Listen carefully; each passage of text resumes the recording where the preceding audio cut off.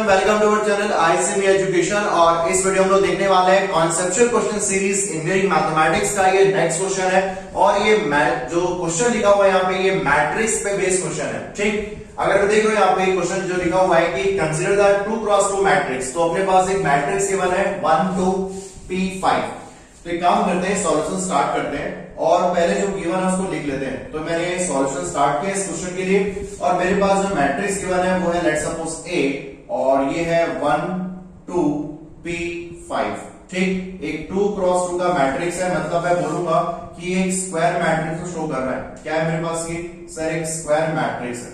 ठीक, उसके बाद लिखा हुआ है कि the range of possible value of P, मतलब कि अपने को P की यहाँ पे रेंज फाइंड करना है।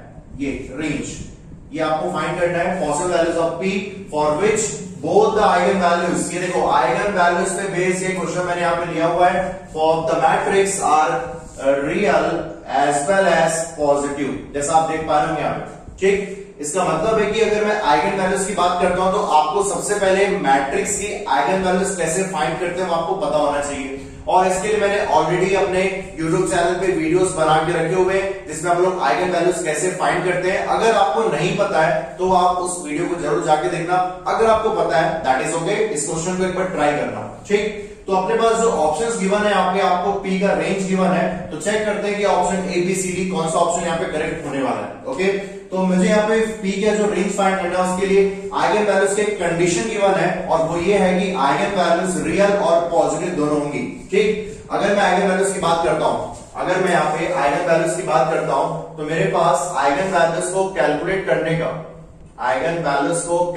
करने का यहाँ पे एक तरीका होता है a minus lambda I, determinant is equal to 0 और ये n क्रॉस n का यहाँ पे डिटर्मिनेंट हम लेते हैं। ठीक, अभी अपने को ऑर्डर कहां से पता चलता है, जो मैट्रिक्स गिवन होती है और मैट्रिक्स कौन सा अपने पास सर 2x2 का मैट्रिक्स है। दैट मींस अपने पास इस क्वेश्चन के लिए जो ऑर्डर बनेगा वो है a minus lambda I, that is 2x2 is equal to 0। मतलब कि अपने को ये इक्वेशन लेके आना है और इस इक्वेशन का मतलब मैट्रिक्स फॉर्म करने के बाद उसका डिटरमिनेंट लेके 0 पुट करना है। ये अपने पास मेथड होता है आइगन वैल्यूज फाइंड करने का। ओके, तो अगर मैं A को देख रहा हूं तो मेरे पास है सर 1 2 P5, ये मैट्रिक्स हो गया अपने पास माइनस लैम्डा और ये आई क्या है सर अपने पास आइडेंटिटी मैट्रिक्स का ऑर्डर होगा 2x2 का, क्योंकि मैट्रिक्स अपने पास 2x2 का है। और फाइनली अपने पास मैट्रिक्स बनने जा रहा है और इसका अपन डिटरमिनेंट फाइंड करेंगे। तो ये हो गया अपने पास सर 1 माइनस लैम्डा, ये 2 और ये P और 5 माइनस लैम्डा, इसका determinant that is equal to 0। चलो इसका हम डिटरमिनेंट अगर फाइंड करते हैं तो मुझे यहां पे दिख रहा है सर 1 माइनस लैम्डा, मतलब कि अपने पास ये हो जाएगा सर 5 माइनस लैम्डा। ठीक, 5 minus lambda minus 5 lambda plus lambda square और minus 2p that is equal to 0। तो इसको सॉल्व करते हैं तो ये हो जाएगा lambda square minus 6 lambda plus 5 minus 2p is equal to 0। ठीक, आप देख सकते हो यहाँ पे जो मेरे पास ये फॉर्म हो रहा है, इस इक्वेशन को हम लोग क्या बोलते हैं, इसको हम बोलते हैं कैरेक्टरिस्टिक्स इक्वेशन। और कैरेक्टरिस्टिक्स इक्वेशन आपको दिख रहा है यहाँ पे लैम्डा के फॉर्म पे, जो इसको हम लोग क्या बोलते हैं सर आइगन वैल्यूज। ये लैम्डा क्या अपने पास सर ये आइगन वैल्यूज है। ठीक, और एक और चीज आप लोगों ने यहाँ पे ध्यान दिया होगा कि सर मैट्रिक्स जो है वो 2x2 का गिवन है, तो 2x2 के मैट्रिक्स के लिए कैरेक्टरिस्टिक्स इक्वेशन का जो ऑर्डर है वो कितना है सर मैक्सिमम 2 है, मतलब क्वाड्रेटिक इक्वेशन। और इस क्वाड्रेटिक इक्वेशन को आप सॉल्व करोगे तो आपको लैम्डा की वैल्यूज मिलेंगी। तो आप खुद बताओ कि सर क्वाड्रेटिक इक्वेशन को सॉल्व करने से कितनी वैल्यूज मिलेंगी आपको सर 2 रूट्स मिलेंगे इसके, जो इसके रूट्स होंगे वैल्यूज होंगी वही इसके आइगन वैल्यूज होने वाली यहाँ पे। दैट मींस अगर मैं बोलूं यहाँ पे सर आइगन वैल्यूज कौन कौन सी होगी तो बोलूंगा लेट्स सपोज लैम्डा 1 और दूसरा होगा सर लैम्डा 2।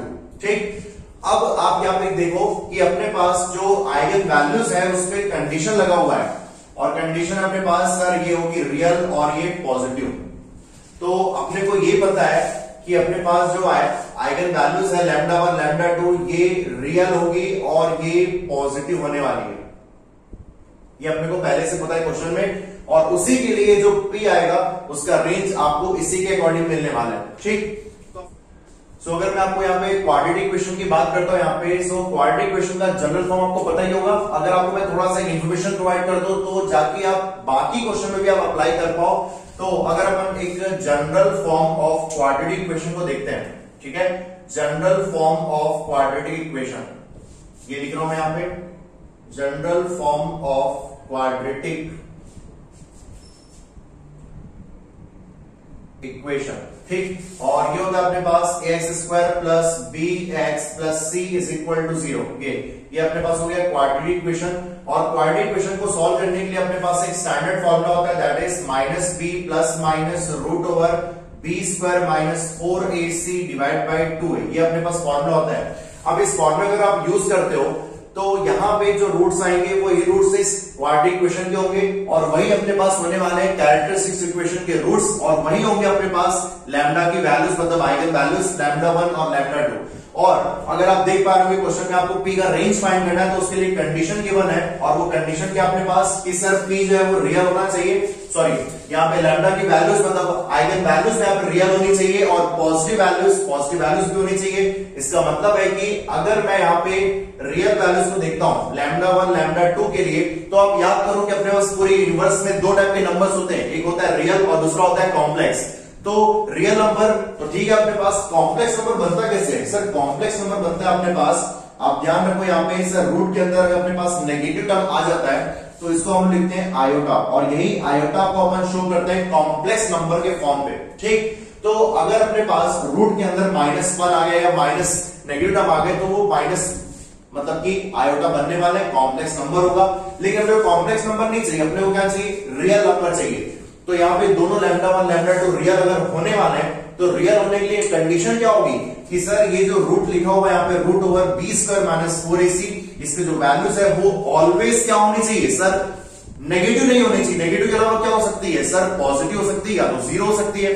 दैट मीन्स मैं यहाँ पे बोलने वाला हूं कंडीशन कि सर यहाँ पे बी स्क्वायर माइनस 4ac ये जो लिखा हुआ है इसकी वैल्यू शुड बी पॉजिटिव या equal to 0, that means greater than equal to 0। मैं ये बोल सकता हूं यहाँ पे। तो चलो कंडीशन यहाँ पे पुट किया जाए, तो बी स्क्वायर अपने पास ये हो जाएगा sir 36 minus 4 into 1 into c की वैल्यू मेरे पास है 5 minus 2p should be greater than equal to 0, that means 36 minus 20 plus 8p is greater than equal to 0। तो मैं बोलूंगा यहाँ पे सर 8p की वैल्यू मेरे पास आ रही है -16, और इसको मैंने अगर सॉल्व किया तो आपको देगा सर p की वैल्यू जो है वो ग्रेटर देन इक्वल टू होनी चाहिए -2। क्या आपको मेरी बात समझ में आ रही है? तो अपने पास एक पार्ट आ चुका है, क्या पार्ट कि सर एक रेंज आ गया, p की वैल्यू जो है वो -2 से ग्रेटर देन या उसके इक्वल होनी चाहिए। अब दूसरी कंडीशन यहाँ पे आती है कि सर अपन यहाँ पे क्या करने वाले हैं कि सर रियल तो अपने पास आ गया, आप पॉजिटिवली क्या करेंगे? तो यहाँ पे लैम्डा 1 लैम्डा 2 की वैल्यू के रियल होने के लिए कंडीशन आ चुकी है कि p की value should be greater than equal to -2। लेकिन पॉजिटिव होने के लिए, क्योंकि आप ऑप्शन को देख रहे हो यहाँ पे कि ऑप्शन में पूरे कंप्लीट रेंज गिवन है, तो इसका मतलब है कि मुझे इस वर्ड को भी यहाँ पे ध्यान देना पड़ेगा, और वो वर्ड कौन सा है सर? Positive values.